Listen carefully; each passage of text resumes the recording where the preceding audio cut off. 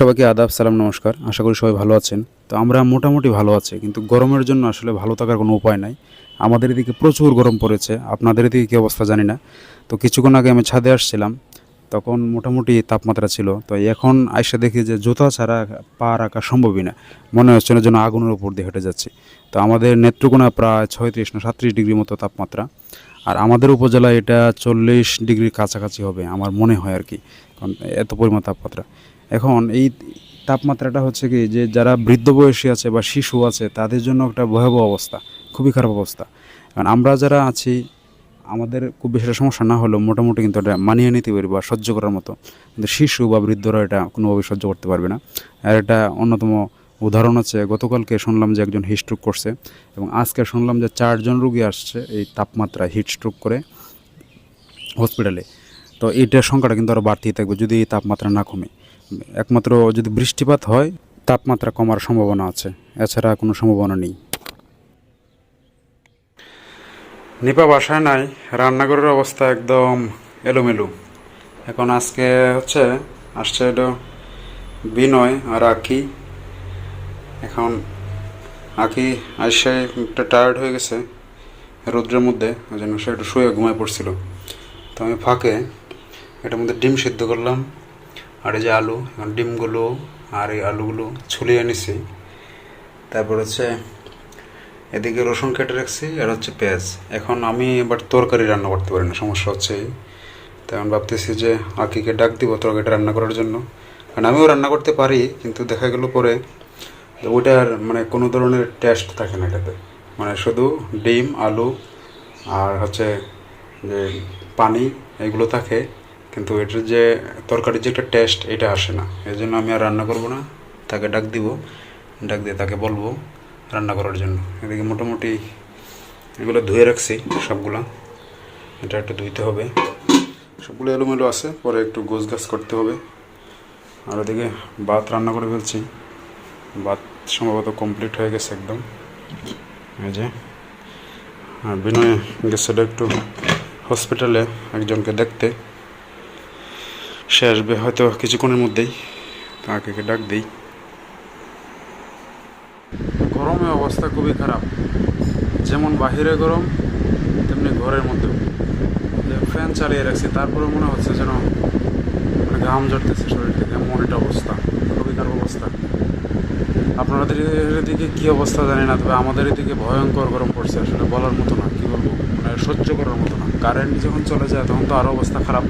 তখন যে এই সোলারের ফ্যানটা আছে এটাতে মোটামুটি জীবনটা একটু বাঁচানো যায়। খুব খারাপ অবস্থার মধ্যে আছে আমরা এই গরমে। এখানে যে আলু আর ডিম যে করে রাখছি, সিদ্ধ করে ছেলে রাখছি, আমি শুধু রান্না করলেই লোয়ারিক দিয়ে। মশলা আছে যেন উপরে, এটা নামা মশলা দিতে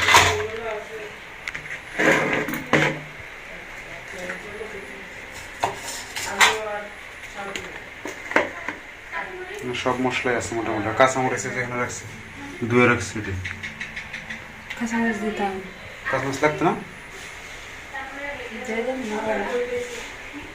কড়াইটা একটু ধুইতে ভালো, ধুয়ে রাখছি একদম সাদা সাদা দেখা যায়।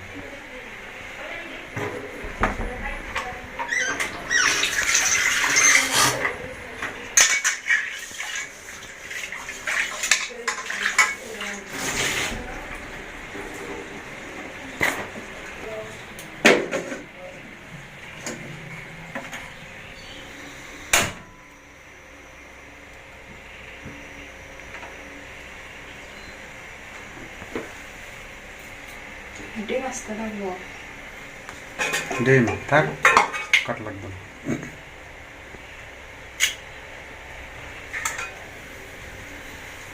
মশলা ঢোকার লাগে ভিতরে,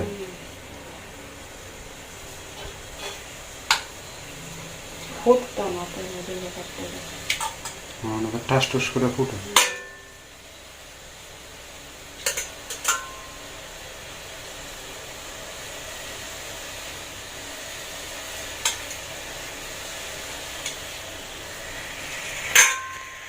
চাল দেওয়া লাগতো না,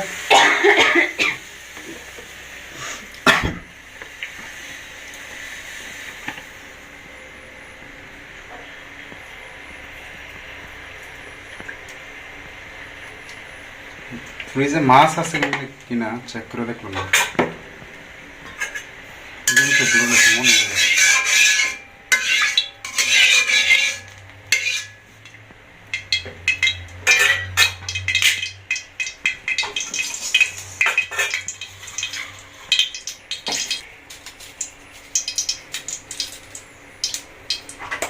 মশলা দেওয়া লাগবে এটাতে। হলুদ দিয়ে না।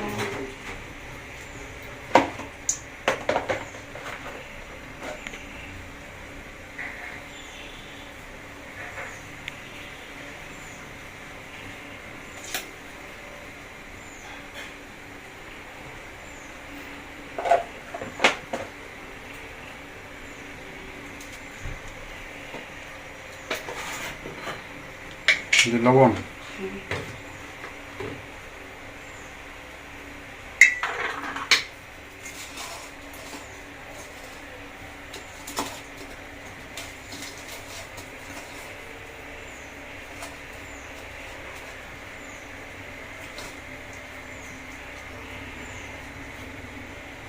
গরম মশলা।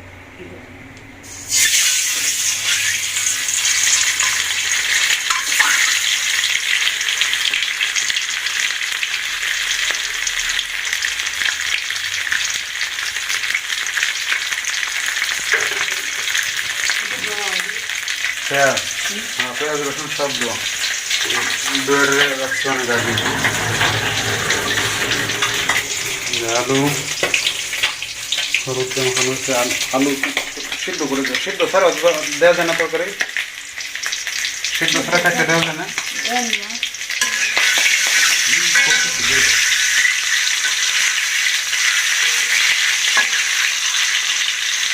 পোলট্রির ডিম, দেখে একটা টেস্ট নেই, হাঁসের ডিম বানাই না।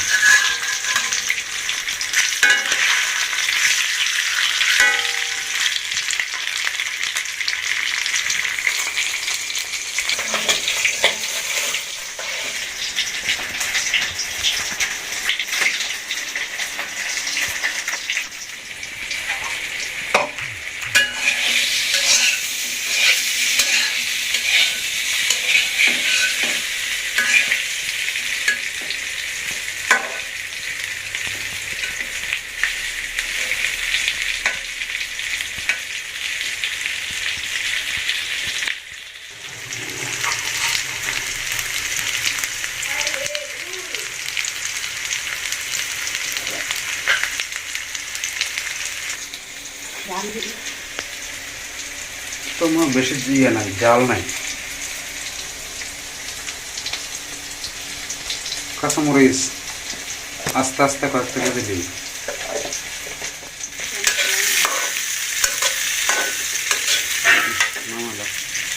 পুরে দিব।